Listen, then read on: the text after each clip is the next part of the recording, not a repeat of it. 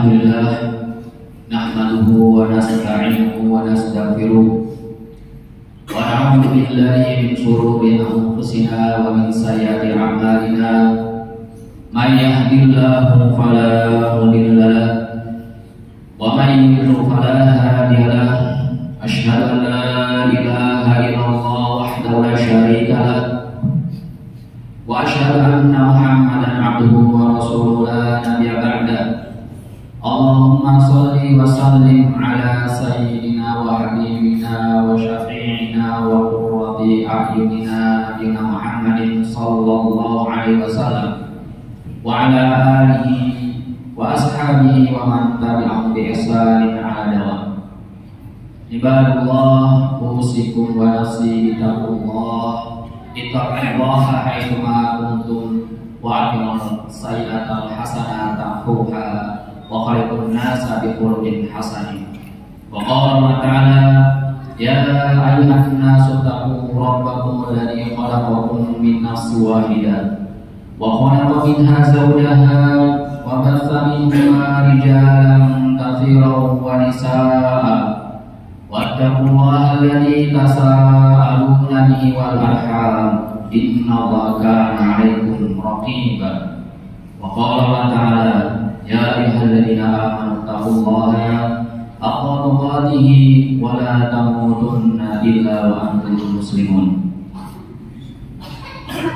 Alhamdulillah jamaah yang dimuliakan Allah Subhanahu wa taala, segala puji hanya milik Allah semata yang telah memberikan nikmat begitu banyak melimpah kepada kita semuanya. Salawat dan salam tak lupa kita haturkan kepada junjungan kita Nabi besar Nabi Muhammad sallallahu alaihi wasallam. Pada kesempatan yang berbahagia ini, di hari yang mulia ini, tidak lupa motif memberikan wasiat untuk diri pribadi dan para jamaah semuanya untuk meningkatkan, untuk memperbaiki ketakwaan kita kepada Allah Subhanahu wa taala. Bertakwalah kita dimanapun kita berada, berbuatlah kebaikan-kebaikan, karena kebaikan-kebaikan tersebut akan menghilangkan, menghapus keburukan-keburukan yang telah kita lakukan. Dan pergaulilah manusia dengan akhlak-akhlak yang baik, dan jangan dengan Allah Subhanahu wa taala ketakwaan kita dalam melaksanakan ibadah kepada Allah, melaksanakan perintah-perintah kepada Allah, dan menjauhi larangan-larangannya tidak akan bisa berjalan dengan maksimal. Dan kita tidak bisa melakukan perintah-perintah Allah dengan sebaik-baiknya apabila kesehatan kita menurun, apabila kita tidak mempunyai waktu yang luang. Maka nikmat yang sangat besar yang diberikan Allah juga kepada kita. Allah berikan kesehatan, Allah berikan waktu luang. Dengan kesehatan, alhamdulillah kita bisa melangkahkan kaki kita ke masjid dengan cepat. Dengan kesehatan kita bisa melaksanakan sholat 5 waktu dengan tepat. Dengan kesehatan kita bisa sholat dengan penuh rukun yang kita laksanakan, bisa berdiri, bisa rukuk dengan sempurna, bisa sujud dengan sempurna. Semua amalan-amalan ibadah yang Allah perintahkan kepada kita, jika badan kita sehat, semuanya terlaksana dengan sempurna. Begitu juga dengan waktu yang Allah berikan kepada kita, sehingga kesempatan-kesempatan waktu ibadah itu bisa kita laksanakan, tidak terganggu dengan pekerjaan, tidak terganggu dengan kesibukan, sehingga kekhusyuan kita, berdoa kita, ibadah kita kepada Allah benar-benar tidak terganggu. Maka dilakukan Allah Subhanahu wa taala, tapi sayangnya sebagaimana Rasulullah SAW mengatakan bahwa nikmat kesehatan dan juga waktu luang adalah 2 nikmat yang sering dilalaikan manusia. Rasulullah SAW bersabda, nikmatani maqbulun fihima katsirun minan nasi. Ada 2 nikmat yang selalu disia-siakan oleh manusia itu. Banyak manusia menyanyiakan dua nikmat tersebut. Apa nikmat tersebut? Yaitu as-sihah wal faragh, kesehatan dan juga adalah waktu yang luang. Jangan lupa Allah Subhanahu wa taala, maka apabila ada kesadaran di antara kita semua untuk menjaga kesehatan, ada di antara kita yang memiliki hobi untuk menjaga kesehatannya dengan berolahraga, ada yang suka jogging, anak muda untuk futsal, main bola, ada di antara kita juga yang menjaga kesehatannya dengan menghindari makanan-makanan yang bisa merusak kesehatan kita. Itu pertanda bahwa diri kita diberikan taufik oleh Allah Subhanahu wa taala untuk mensyukuri nikmat-nikmat Allah Subhanahu wa taala. Bagi orang yang tidak menjaga kesehatannya, maka ia pun akan merugi karena ia telah diberikan kenikmatan oleh Allah Subhanahu wa taala namun tidak ia jaga nikmat tersebut. Kesehatan tidak hanya penting untuk fisik kita, tetapi kesehatan juga sangat penting untuk kelanjutan dalam ibadah kita. Kesehatan sangat penting dalam aktivitas kehidupan hari-hari kita. Maka dalam Allah Subhanahu wa taala dalam Islam juga tidak hanya kita diperintahkan untuk menjaga kesehatan fisik kita, tetapi di sana juga ada kesehatan hati, kesehatan mental yang harus kita jaga. Allah Subhanahu wa taala telah menurunkan Al-Qur'an kepada kita semua. Al-Quran adalah obat dari untuk menjaga kesehatan hati kita. Allah Subhanahu wa taala mengatakan, "Ya ayyuhan nasu, qad ja'akum mau'izatun min rabbikum." Wahai manusia sekalian, Allah menyeru dengan panggilan kita semua adalah manusia. Allah tidak membeda-bedakan orang kafirnya, Allah tidak membedakan orang mukminnya, Allah tidak membedakan muslimnya. Allah yang memanggil, wahai manusia, seluruh manusia. Waja'akum mau'izatun min rabbikum, telah datang kepada kalian nasihat. Nasihat itu berupa Al-Qur'an. Mau'izatun min rabbikum wa syifaa'un lima fi sudur. Nasihat Al-Qur'an itu adalah obat daripada hati kalian yang sakit. Wa hudan wa rahmatun lil mu'minin. Dan Al-Qur'an itu adalah petunjuk, begitu juga rahmat bagi orang-orang yang mempercayainya. Namun bagi orang-orang yang tidak mempercayai akan isi kandungan Al-Quran, Al-Quran itu bukannya menambah kesehatan bagi dirinya, tetapi justru menambah baginya sakit dan semakin sakit. Sebagaimana kita ketahui bersama bahwa ketika kita dalam keadaan sehat, kalau kita minum teh yang ada gulanya, maka kita pun minum teh tidak berguna apa-apa kepada diri kita. Tetapi apabila ada orang yang sakit gula, diabetes, ketika makan minum teh, maka jika ada gulanya justru akan merusak kesehatan daripada tubuhnya. Begitu juga orang-orang yang ada di dalamnya hati penyakit, ketika membaca Al-Quran justru dia mencari kelemahan daripada Al-Quran dan tidak menjadikannya sebagai obat, maka justru akan menambah penyakit bagi dirinya. Jangan lupa Allah Subhanahu wa taala. Ada 3 penyakit yang hati yang wajib kita hindari dan kita harus jauhi, sebagaimana Imam Ghazali mengatakannya di dalam kitab Hidayah. Dia mengatakan salah satu penyakit yang harus kita hindari dan penyakit hati yang sangat berbahaya adalah penyakit hasad. Penyakit hasad atau iri adalah di mana seseorang merasa tidak senang akan kenikmatan yang diberikan kepada orang lain. Melihat orang lain mempunyai kekayaan yang berlebihan, dia iri. Melihat orang lain itu pintar, dia hasad. Melihat orang lain keluarganya harmonis, dia pun iri.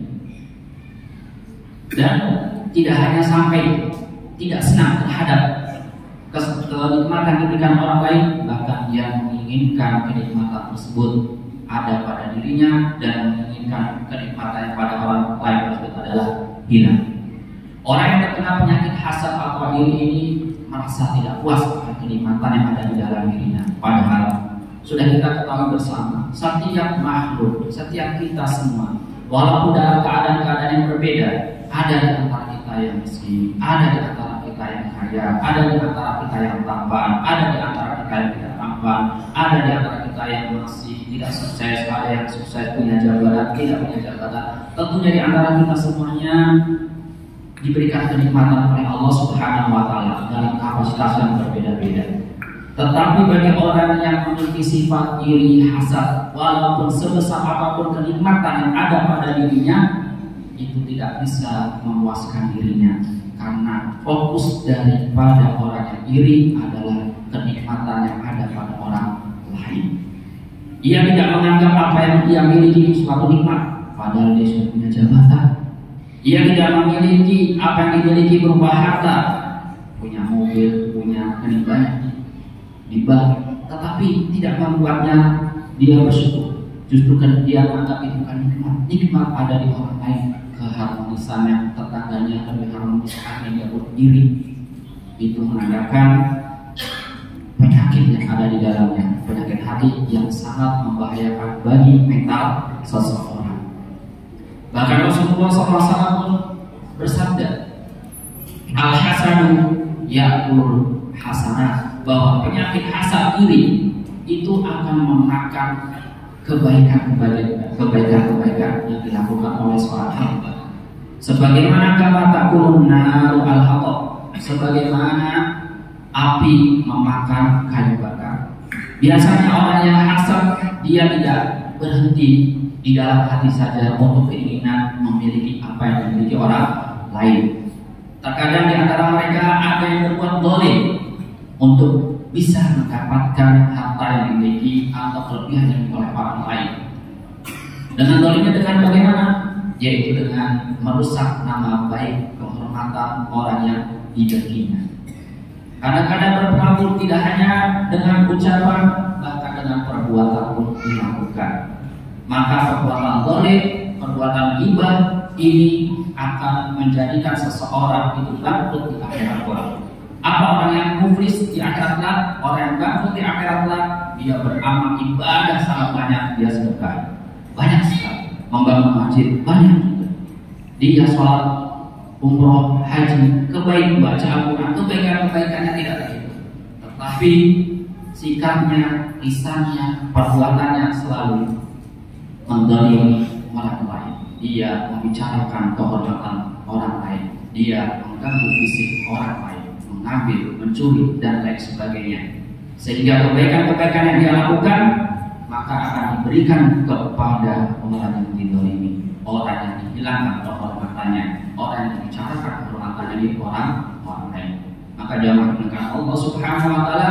Maka dari hasad inilah timbul yang akan membakar kebaikan-kebaikan kita di akhirat kelak. Maka bagaimanapun orang yang hasad, apabila kita dalam diri kita ada hasad, kita tidak akan merasa bahagia di kehidupan dunia ini, ya. Karena fokus kenikmatan kita bukan pada diri kita. Yang kita ingat, yang kita bayangkan, yang kita inginkan adalah pada orang lain.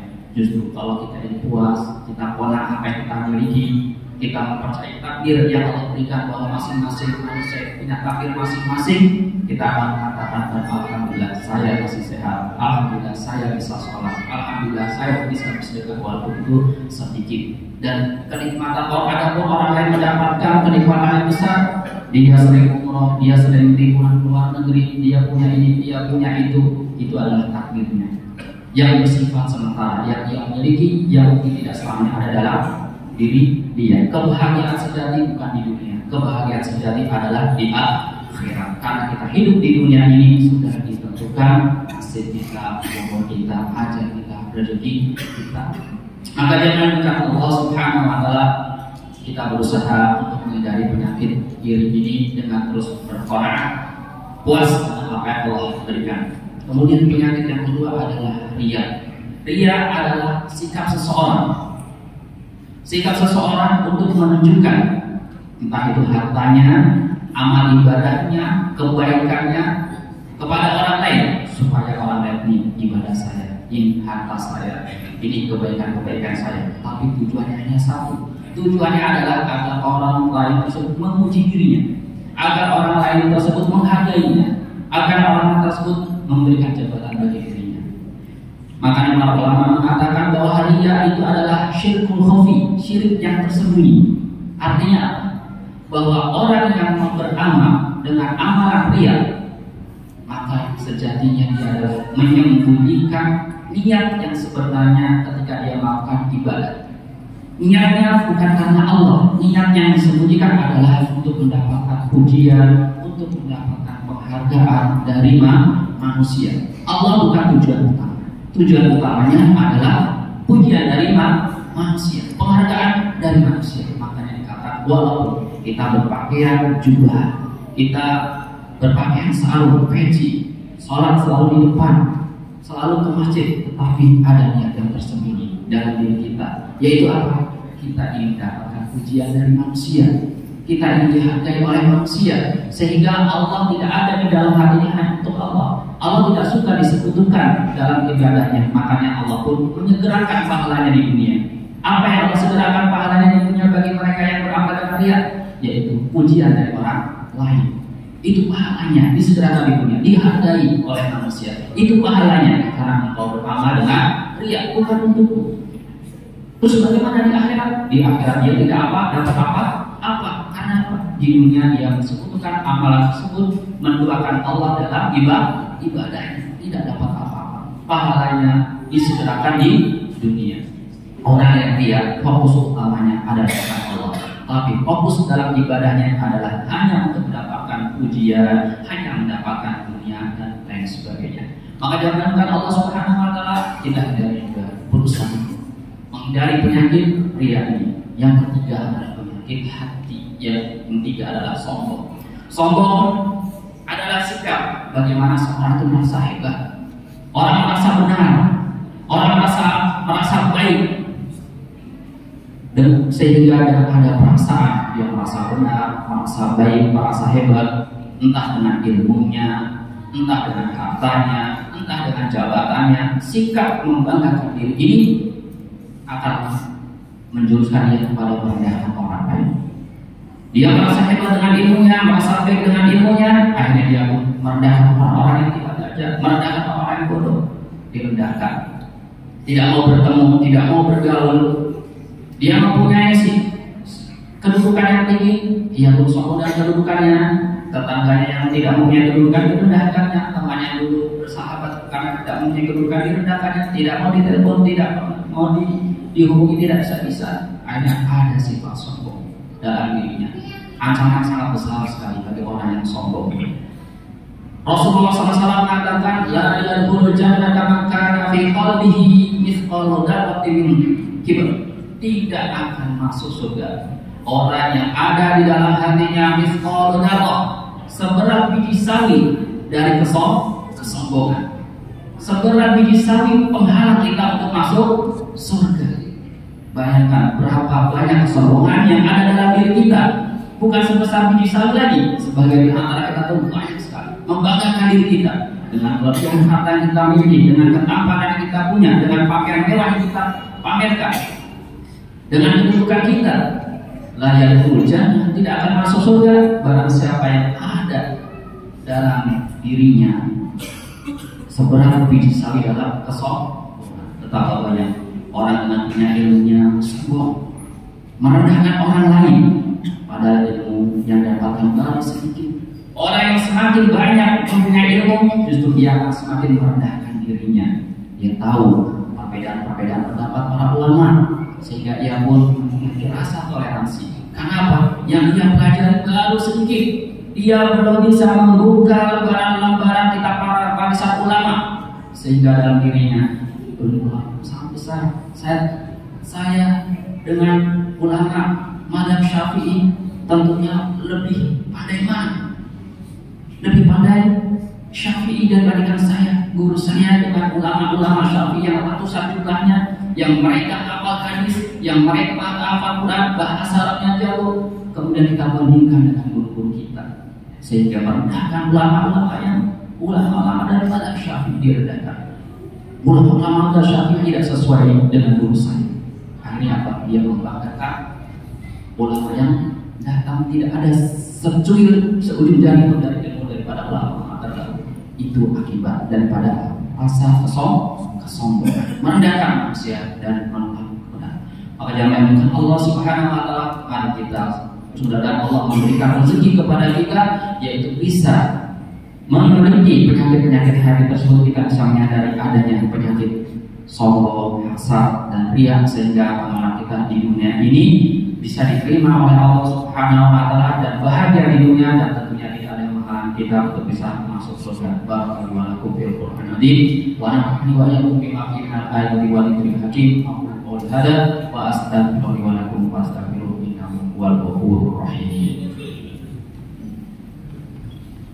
اللهم صل وسلم وزد وأنعم وتفضل وبارك بجلالك وكمالك على أشرف عبادك سيدنا ومولانا محمد وعن كل الصحابة رسول الله أجمعين.